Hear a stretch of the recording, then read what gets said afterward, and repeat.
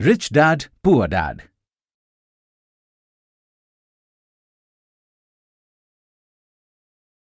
मेरे दो डैडी थे, इसलिए मेरे पास दो विरोधी दृष्टिकोणों का विकल्प था। एक अमीर आदमी का और एक गरीब आदमी का। मेरे दो डैडी थे, एक अमीर और एक गरीब। एक उच्च शिक्षित और बुद्धिमान थे। वे पीएचडी थे और उन्होंने 4 साल का पूर्व स्नातक पाठ्यक्रम 2 साल में ही पूरा कर लिया था।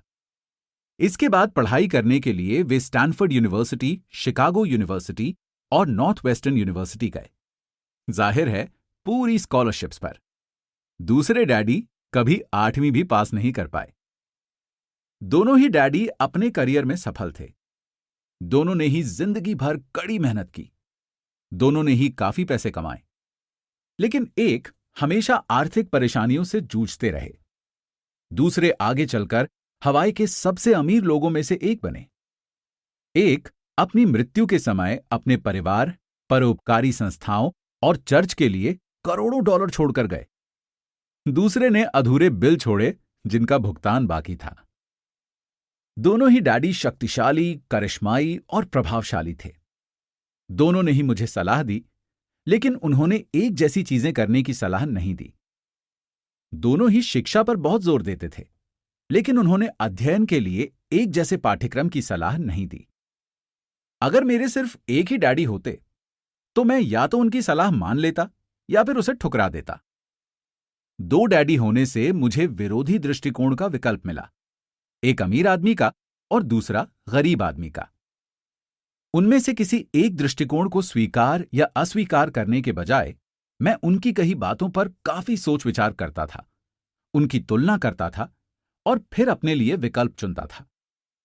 समस्या ये थी कि अमीर डैडी उस वक्त अमीर नहीं थे और गरीब डैडी उस वक्त गरीब नहीं थे। दोनों ही अपना करियर शुरू कर रहे थे और दोनों ही आर्थिक व पारिवारिक क्षेत्रों में संघर्ष कर रहे थे, परंतु पैसे के बारे में उनके दृष्टिकोण बहुत भिन्न थे। मिसाल के तौर पर, एक डैडी कहते थे, पैसे का प्रेम ही सारी बुराई की जड़ है। दूसरे डैडी कहते थे, पैसे की कमी ही सारी बुराई की जड़ है। दो शक्तिशाली डैडियों की अलग अलग सलाह से बचपन में मुझे बड़ी उलझन होती थी। मैं एक अच्छे बेटे की तरह उनकी बातें सुनना चाहता था और उन पर अमल करना चाहता था। दिक्कत यह थी कि दोनों डैडी एक सी बातें नहीं कहते थे। उनके दृष्टिकोण में जमीन आसमान का अंतर था, खासतौर पर पैसे के संबंध में।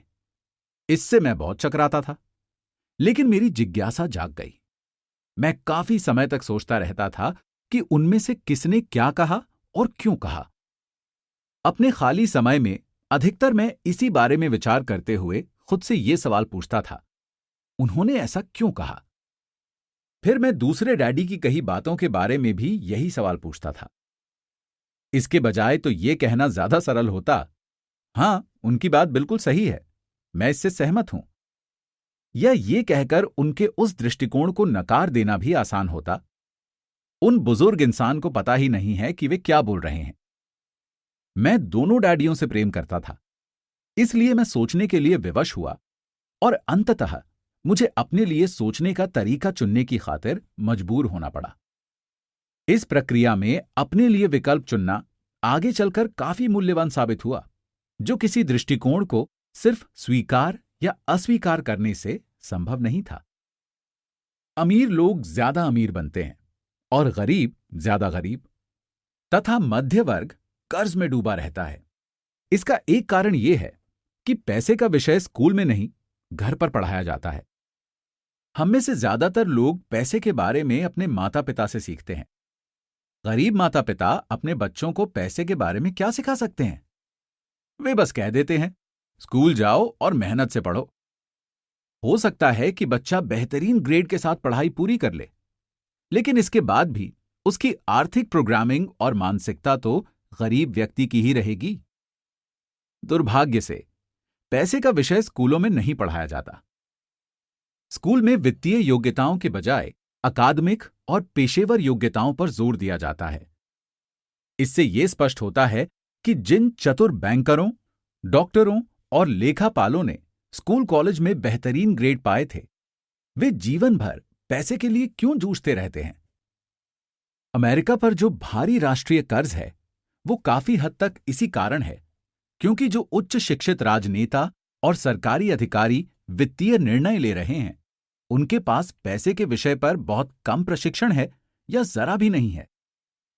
आज मैं अक्सर सोचता हूं कि तब क्या होगा जब जल्द ही हमारे बीच लाखों करोड़ों लोग होंगे जिन्हें आर्थिक और चिकित्सकीय सहायता की जरूरत होगी। आर्थिक सहायता के लिए वे अपने परिवार या सरकार पर निर्भर रहेंगे। जब मेडिकेयर और सामाजिक सुरक्षा का पैसा खत्म हो जाएगा तब क्या होगा? देश कैसे बचेगा अगर पैसे के बारे में बच्चों को सिखाने का काम माता पिताओं के भरोसे छोड़ दिया जाएगा, जिनमें से अधिकतर या तो पहले से ही गरीब हैं या फिर गरीब होने वाले हैं। चूंकि मेरे पास 2 प्रभावशाली डैडी थे, इसलिए मैंने दोनों से ही सीखा। मुझे हर डैडी की सलाह के बारे में सोचना पड़ता था और ऐसा करके मैंने इस बारे में बहुत मूल्यवान ज्ञान हासिल किया कि किसी इंसान के विचार उसके जीवन पर कितना ज्यादा असर डाल सकते हैं। मिसाल के तौर पर एक डैडी में यह कहने की आदत थी, मैं इसे नहीं खरीद सकता। दूसरे डैडी ने इन शब्दों को प्रतिबंधित कर दिया था। वे जोर देते थे कि मैं इसी बात को इस तरह पूछूं, मैं इसे कैसे खरीद सकता हूं? एक वाक्य कथन है और दूसरा प्रश्न है। एक में बात खत्म हो जाती है और दूसरे में आप सोचने के लिए मजबूर होते हैं। मेरे जल्द ही अमीर बनने वाले डैडी समझाते थे कि मैं इसे नहीं खरीद सकता कहने से आपका दिमाग किस तरह काम करना छोड़ देता है। दूसरी ओर, मैं इसे कैसे खरीद सकता हूं, यह सवाल पूछने से आपका दिमाग सक्रिय हो जाता है। उनका यह मतलब नहीं था कि आपका जिस भी चीज पर दिल आ जाए आप उसे खरीद लें। उन्हें अपने दिमाग की कसरत कराने का जुनून था, जिसे वे संसार का सबसे शक्तिशाली कंप्यूटर मानते थे। वे कहते थे, मेरे दिमाग की शक्ति हर दिन बढ़ती है क्योंकि मैं इसका व्यायाम कराता हूं। यह जितना ज्यादा शक्तिशाली बनता है मैं उतने ही ज्यादा पैसे बनाता हूं। वे मानते थे कि स्वचालित ढंग से मैं इसे नहीं खरीद सकता कहना मानसिक आलस्य की निशानी है। हालांकि दोनों ही डैडी कड़ी मेहनत करते थे, लेकिन मैंने गौर किया कि आर्थिक मसलों पर एक में अपने दिमाग को सुलाए रखने की आदत थी और दूसरे में अपने दिमाग का व्यायाम कराने की आदत थी। इसका दीर्घकालीन नतीजा ये निकला कि एक डैडी आर्थिक दृष्टि से ज्यादा शक्तिशाली बनते चले गए और दूसरे ज्यादा कमजोर होते गए। इसे इस तरह समझें, एक आदमी नियमित रूप से जिम में व्यायाम करने जाता है और दूसरा सोफे पर बैठकर टीवी देखता रहता है। इसका क्या परिणाम होगा? जिस तरह सही शारीरिक व्यायाम स्वास्थ्य के आपके अवसरों को बढ़ा देता है, उसी तरह सही मानसिक व्यायाम दौलत के आपके अवसरों को बढ़ा देता है। मेरे दोनों डैडियों के विरोधी नजरिए थे और इससे उनके सोचने के तरीके पर असर पड़ता था। एक डैडी सोचते थे कि अमीरों को ज्यादा टैक्स देना चाहिए ताकि गरीबों को फायदा मिल सके। दूसरे डैडी कहते थे, टैक्स उत्पादन करने वाले लोगों को सजा देता है और उत्पादन ना करने वालों को पुरस्कार देता है। एक डैडी सलाह देते थे, मेहनत से पढ़ो ताकि तुम्हें किसी अच्छी कंपनी में नौकरी मिल जाए। दूसरे डैडी ये नसीहत देते थे, मेहनत से पढ़ो ताकि तुम्हें खरीदने के लिए कोई अच्छी कंपनी मिल जाए। एक डैडी कहते थे, मैं इसलिए अमीर नहीं हूं क्योंकि मुझे तुम बाल बच्चों को पालना पड़ता है। दूसरे का कहना था, मुझे इसलिए अमीर बनना है क्योंकि मुझे बाल बच्चों को पालना है। एक डैडी डिनर टेबल पर पैसे और कारोबार संबंधी बातें करने के लिए हमेशा प्रोत्साहित करते थे, जबकि दूसरे डैडी ने भोजन करते समय पैसे संबंधी बातचीत पर प्रतिबंध लगा रखा था। एक कहते थे, जहां पैसे का मामला हो वहां सुरक्षित खेलो, जोखिम मत लो। दूसरे कहते थे, जोखिम को संभालना सीखो। एक डैडी को यकीन था, हमारा मकान हमारा सबसे बड़ा निवेश और हमारी सबसे बड़ी संपत्ति है। दूसरे डैडी का मानना था, मेरा मकान एक दायित्व है और अगर आपका मकान आपका सबसे बड़ा निवेश है तो आप संकट में हैं। दोनों ही डैडी अपने बिल समय पर चुकाते थे, लेकिन एक अपने बिल सबसे पहले चुकाते थे, जबकि दूसरे अपने बिल सबसे अंत में चुकाते थे। एक डैडी का यह मानना था कि कंपनी या सरकार को आपकी और आपकी आवश्यकताओं की परवाह करनी चाहिए। वे हमेशा वेतन वृद्धि, रिटायरमेंट योजनाओं, चिकित्सकीय लाभ, बीमारी की छुट्टियों, छुट्टी के दिनों की संख्या और दूसरी सुविधाओं के बारे में चिंतित रहते थे। वे अपने 2 चाचाओं से प्रभावित थे, जो सेना में चले गए थे, और 20 साल की सक्रिय सेवा के बाद उन्होंने जीवन भर के लिए सेवानिवृत्ति एवं अधिकार पैकेज हासिल कर लिया था। वे सेना द्वारा सेवानिवृत्त कर्मचारियों को दिए जाने वाले चिकित्सकीय लाभ और अन्य सुविधाओं की भी तारीफ करते थे। वे विश्वविद्यालय में उपलब्ध लंबी कार्यकाल अवधि से भी प्रेम करते थे। कई बार आजीवन नौकरी की सुरक्षा और लाभ का विचार नौकरी से भी ज्यादा महत्वपूर्ण दिखता है। वे प्रायः कहते थे, मैंने सरकार के लिए बहुत मेहनत से काम किया है, इसलिए मैं इस तरह के लाभ का हकदार हूं। दूसरे डैडी पूरी तरह से आर्थिक स्वावलंबन में यकीन करते थे। वे सुविधा भोगी या अधिकार की मानसिकता के विरोधी थे और कहते थे कि ये मानसिकता लोगों को कमजोर तथा आर्थिक रूप से जरूरतमंद बनाती है। वे आर्थिक रूप से सक्षम होने पर बहुत जोर देते थे। एक डैडी कुछ डॉलर बचाने के लिए जूझे, दूसरे ने निवेश उत्पन्न किए। एक डैडी ने मुझे सिखाया कि अच्छी नौकरी खोजने के लिए प्रभावशाली बायोडेटा कैसे लिखा जाए। दूसरे ने मुझे सिखाया कि शक्तिशाली व्यावसायिक और वित्तीय योजनाएं कैसे लिखी जाएं, ताकि मैं दूसरों को नौकरियां दे सकूं। 2 शक्तिशाली डैडियों के साथ रहने की वजह से मुझे यह विश्लेषण करने का अवसर मिला कि अलग अलग विचारों का जीवन पर कितना अलग अलग असर होता है। मैंने गौर किया कि लोग दरअसल अपने विचारों से ही अपने जीवन को आकार देते हैं। मिसाल के तौर पर, मेरे गरीब डैडी हमेशा कहा करते थे, मैं कभी अमीर नहीं बन पाऊंगा, और आगे चलकर उनकी ये भविष्यवाणी सही साबित हुई। दूसरी ओर, मेरे अमीर डैडी हमेशा खुद को अमीर मानते थे। वे इस तरह की बातें कहते थे, मैं अमीर हूं और अमीर लोग ऐसा नहीं करते। जब एक बड़े वित्तीय झटके के बाद वे दिवालिया होने की कगार पर थे, तब भी वे खुद को अमीर आदमी ही कहते रहे। वे अपने समर्थन में ये कहते थे, गरीब होने और कड़के होने में फर्क होता है। कड़का होना अस्थायी है, गरीब होना स्थायी है। मेरे गरीब डैडी कहते थे, पैसे में मेरी कोई दिलचस्पी नहीं है, या पैसा महत्वपूर्ण नहीं है। मेरे अमीर डैडी हमेशा कहते थे, पैसा ही शक्ति है। हमारे विचारों की शक्ति को कभी नापा नहीं जा सकता, ना ही उनके प्रभाव को कभी पूरी तरह समझा जा सकता है। लेकिन इसके बावजूद बचपन में ही मैं ये समझ गया था कि मुझे अपने विचारों पर ध्यान देना चाहिए और अपनी अभिव्यक्ति पर भी। मैंने गौर किया कि मेरे गरीब डैडी के गरीब होने का कारण ये नहीं था कि वे कम पैसे कमाते थे। उनकी तनख्वाह काफी अच्छी थी। वे तो अपने विचारों और कार्यों के कारण गरीब थे। 2 डैडी होने के कारण मैं बचपन में ही बहुत सजग और जागरूक हो गया था कि मैं किन विचारों को अपनाऊं, मैं किसकी बात मानूं, अपने अमीर डैडी की या गरीब डैडी की। हालांकि वे दोनों ही शिक्षा और सीखने को बहुत महत्वपूर्ण मानते थे, लेकिन क्या सीखा जाए, इस बारे में दोनों की राय अलग अलग थी। एक चाहते थे कि मैं मेहनत से पढ़ूं, डिग्री हासिल करूं और पैसे कमाने के लिए कोई अच्छी नौकरी हासिल कर लूं। वे चाहते थे कि मैं किसी पेशे में जाने या वकील या अकाउंटेंट बनने के लिए अध्ययन करूं और किसी बिजनेस स्कूल से MBA करूं। दूसरे डैडी मुझे प्रोत्साहित करते थे कि मैं अमीर बनने के लिए अध्ययन करूं, ताकि मैं ये समझ लूं कि पैसा कैसे काम करता है और ये सीख लूं कि इससे अपने लिए कैसे काम कराया जाए। मैं पैसे के लिए काम नहीं करता, ये शब्द वे बार बार दोहराते थे। पैसा मेरे लिए काम करता है। 9 साल की उम्र में मैंने ये फैसला किया कि मैं पैसे के बारे में अपने अमीर डैडी की बात मानूंगा और उन्हीं से सीखूंगा।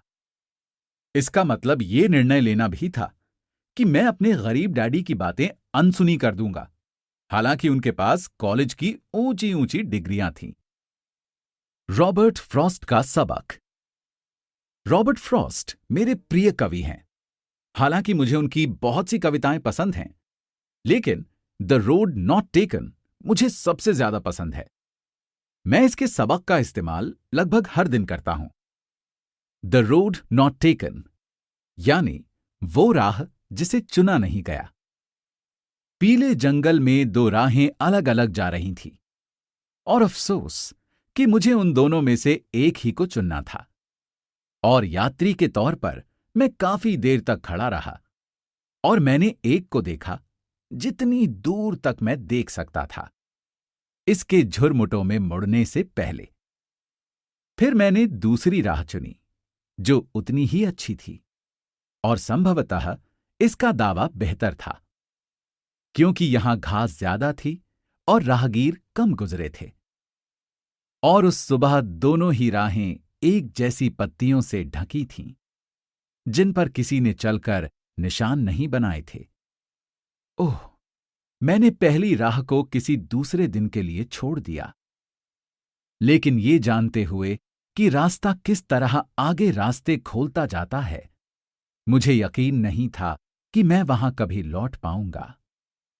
मैं आह भरकर ये कहूंगा, आज से युगों युगों बाद एक जंगल में दो राहें अलग अलग जा रही थीं और मैंने उस राह को चुना जिस पर कम लोग यात्रा करते हैं, और इसी से सारा फर्क पड़ा। इतने बरसों में मैंने अक्सर रॉबर्ट फ्रॉस्ट की कविता के बारे में विचार किया है। पैसे के बारे में मेरे उच्च शिक्षित डैडी की सलाह और नजरिए को ना मानने का निर्णय दुखद था, लेकिन ये एक ऐसा निर्णय था जिसने मेरी जिंदगी की दिशा तय कर दी। एक बार जब मैंने ये फैसला कर लिया कि किसकी बात मानूंगा, तो धन के बारे में मेरी शिक्षा शुरू हो गई। मेरे अमीर डैडी ने मुझे 30 साल तक सिखाया, जब तक कि मैं 39 साल का नहीं हो गया। इसके बाद उन्होंने सिखाना छोड़ दिया, क्योंकि तब उन्हें एहसास हो गया कि मैं वो सब कुछ जान गया था और पूरी तरह समझ गया था जो वे अक्सर मेरी मोटी खोपड़ी में घुसाने की कोशिश कर रहे थे। पैसा शक्ति का एक रूप है, लेकिन वित्तीय शिक्षा इससे भी ज्यादा शक्तिशाली है। पैसा आता जाता रहता है, लेकिन अगर आप जानते हैं कि पैसा कैसे काम करता है, तो आप इस पर काबू कर सकते हैं और दौलत बनाना शुरू कर सकते हैं। सिर्फ सकारात्मक सोच से ही काम नहीं बनता है। इसका कारण यह है कि अधिकतर लोग स्कूल कॉलेज तो गए थे, लेकिन उन्होंने कभी ये नहीं सीखा कि पैसा कैसे काम करता है। इसीलिए वे पैसे के लिए काम करने में अपनी पूरी जिंदगी बिता देते हैं। जब मेरी शिक्षा शुरू हुई थी, उस वक्त मैं केवल 9 साल का था। इसलिए मेरे अमीर डैडी ने मुझे जो सबक सिखाए वे सरल थे। बाकी बातें जो भी हों, उनके सिर्फ 6 मुख्य सबक थे जिन्हें उन्होंने 30 साल तक दोहराया। ये पुस्तक उन्हीं 6 सबकों के बारे में है जिन्हें उतनी ही सरलता से बताया गया है जितनी सरलता से अमीर डैडी ने मुझे इन्हें सिखाया था। ध्यान रहे, सबक का मतलब जवाब नहीं है। इसका अर्थ तो मार्गदर्शक है। ऐसा मार्गदर्शक जो अधिक दौलतमंद बनने में आपकी और आपके बच्चों की मदद करेगा, चाहे इस लगातार परिवर्तनशील और अनिश्चित संसार में कुछ भी होता रहे। 20 साल पहले आज। कर्ज की घड़ी।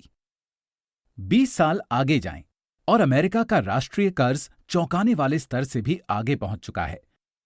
इस पुस्तक के प्रेस में छपने जाते समय ये $20 ट्रिलियन के आसपास है। ये बहुत भारी रकम है। आपका घर संपत्ति नहीं है। 2008 में हाउसिंग मार्केट के लुढ़कने से यह स्पष्ट संदेश मिला कि आपका व्यक्तिगत निवास संपत्ति नहीं है। न सिर्फ यह आपकी जेब में पैसा नहीं डालता है, बल्कि हम इस तथ्य पर भी भरोसा नहीं कर सकते कि इसका मूल्य बढ़ेगा। कई मकानों का मूल्य 2017 में भी उससे कम है जितना कि ये 2007 में था।